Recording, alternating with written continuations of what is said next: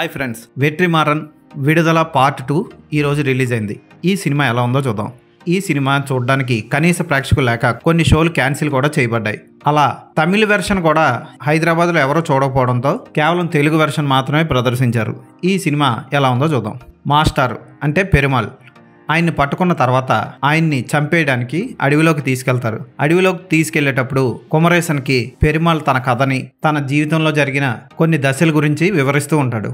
అయితే పెరుమాళ్ కమ్యూనిజం వైపు ఎలా అట్రాక్ట్ అయ్యాడు, పెరుమాళ్ ప్రేమించిన అమ్మాయితో పెళ్లి ఎలా జరిగింది, ఆమె పొట్టి జుత్తుతోనే ఎందుకుంది, పెరుమాళ్ స్నేహితునికి జరిగిన అన్యాయం ఏంటి, నేర చరిత్రకి సంబంధం ఏంటి, పోలీసుల నుంచి తప్పించుకున్న పెరుమాళ్ మళ్ళీ పోలీసులకి ఎలా చిక్కిపోయాడు, ఇటువంటి ప్రశ్నలకు సమాధానాలు తెలుసుకోవాలంటే సినిమా చూడాలి. విజయ్ సేతుపతి బాగా నటించాడు, తన పాత్రకి న్యాయం చేశాడు. మంజు వారియర్ కూడా అతని భార్య పాత్రలో బాగా చేసింది. కానీ ఈ సినిమాకు వచ్చిన చిక్కు ఏంటి అంటే కావాలని సీక్వెల్ ని సాగదీసినట్లు అనిపిస్తుంది. ఒక విధంగా చెప్పాలంటే 3 గంటల 10 నిమిషాల్లో ఫస్ట్ పార్ట్ ఇందులో ఉన్న చాలా పార్ట్ని తీసేసి అటాచ్ చేస్తే ఫస్ట్ పార్ట్లోనే ఈ సినిమా అయిపోతుంది. రాజమౌళి సీక్వెల్స్ తీశాడని వెట్రిమారన్ కూడా ఇటువంటి సినిమాకి సీక్వెల్ తీయడం, అది కూడా కథలో అంత వెయిట్ లేకుండా, ఇంట్రెస్టింగ్ సీన్స్ లేకుండా తీయడం పెద్ద మైనస్ పాయింట్ అని చెప్పొచ్చు. సినిమా స్టార్ట్ అయిన 20 నిమిషాలకి ప్రతి ఒక్కళ్ళు సీట్లో నిద్రపోవడం ఖాయం.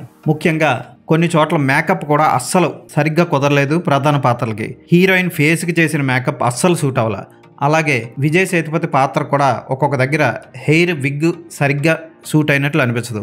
ఇక కన్నడ నటుడు కిషోర్ నటించిన పాత్ర చాలా బాగుంటుంది. కమ్యూనిజం అంటే ఏంటో విజయ్ సేతుపతి పెరుమాళ్ పాత్రకు పరిచయం చేసే వ్యక్తిగా అతను బాగా చేశాడు. అతన్ని చంపేసి వడ్ల గింజల కుప్పలో పడేసే సీన్ కూడా బాగుంటుంది. సినిమా స్టార్టింగ్ లో కరుప్పన్ భార్యని కాపాడే ఫైట్ ఒక్కటే చాలా రాగా తీశాడు వెట్రిమారన్. మిగతా సినిమాలో ఎక్కడా కూడా మనకి గూస్ బంప్స్ వచ్చే సీన్స్ కనపడవు.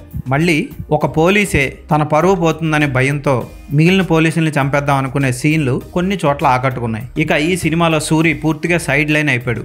కేవలం అతనుకున్న డ్రైవింగ్ స్కిల్లే ఈ సీక్వెల్లో అతన్ని ఉంచడానికి ప్రధాన కారణం.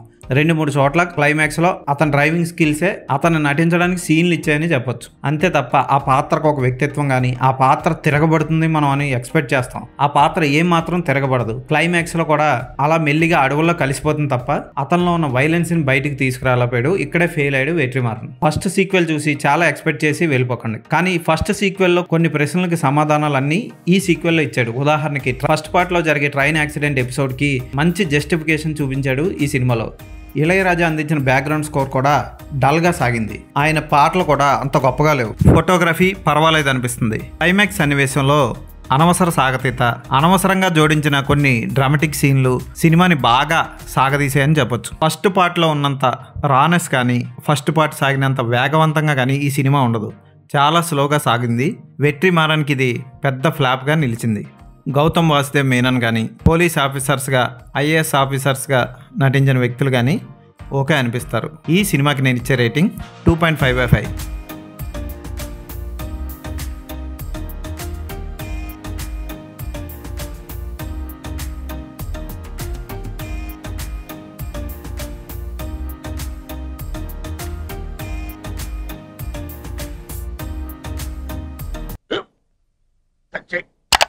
స్కూల్ బెంచ్ లాగా ఎంత గట్టిగా ఉందోరా? కొట్రా, కొట్టు, పర్లేదు, కొట్టు. బాబాయ్ ఏంటి నువ్వు కొడతావా? కమా బిట్ మీ యార్. వద్దు బాబాయ్. వాడిని నేను కొట్టడం లేదమ్మా, వాడినే నన్ను కొట్టమంటున్నాను. నువ్వేం కంగారు పడక్కర్లేదు. అడుగుతావేంటి?